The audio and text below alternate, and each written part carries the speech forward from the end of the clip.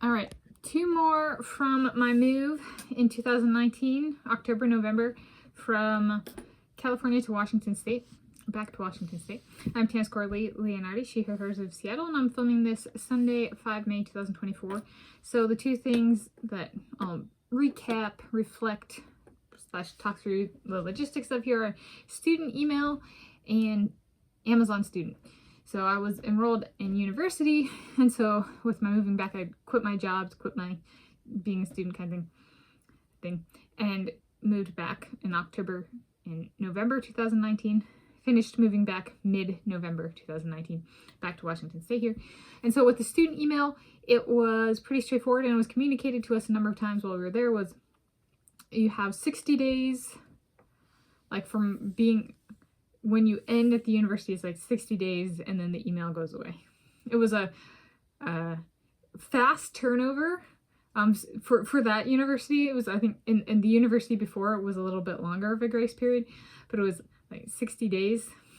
And so I just didn't, when I quit, I did paper letters, handwritten, put them in the appropriate boxes because people weren't in. I did check offices and they weren't in.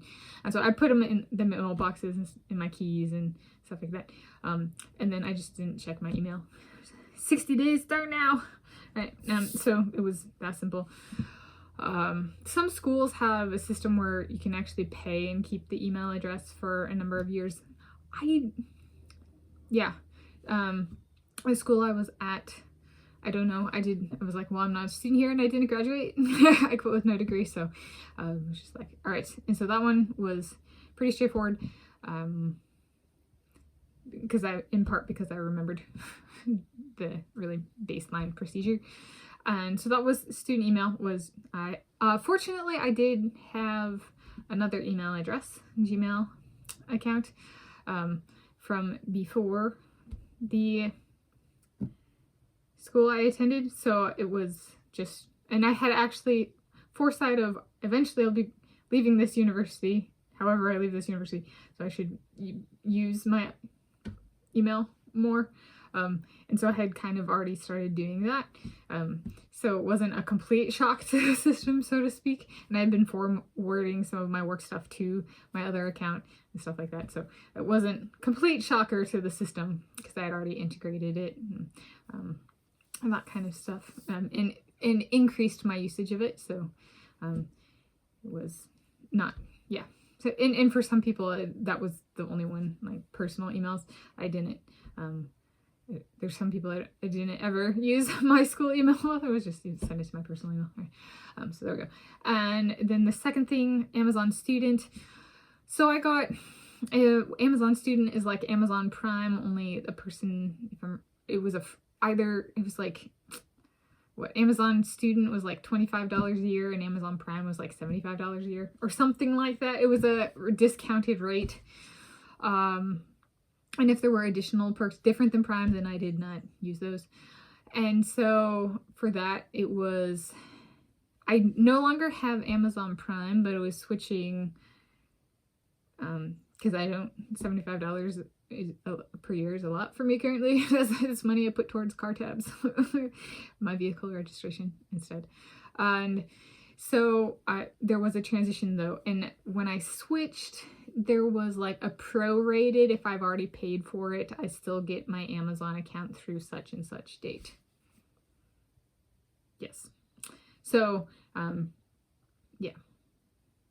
Yeah.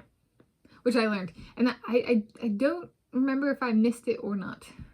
Like if I actually ended up having to pay for like the whole next year, kind of thing. Or was, but I could de-register from the program before the end of the time I paid for, but it was still paid through, if I'm recalling correctly.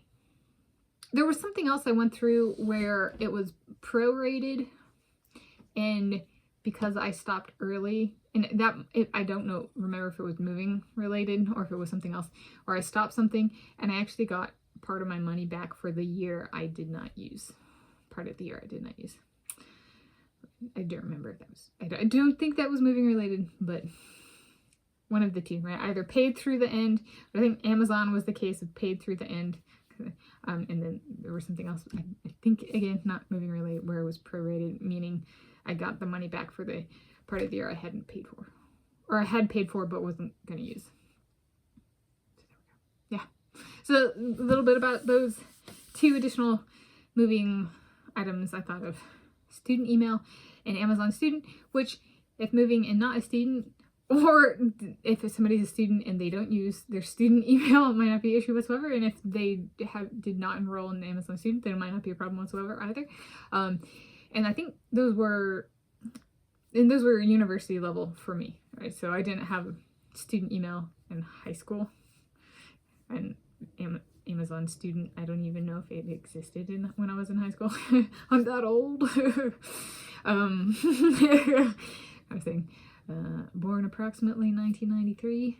So there we go. There's a little bit about me and those moving logistics in 2019 moving logistics. So for me, Tanis Coralee Leonhardi, she, her, hers of Seattle. Thank you for joining me.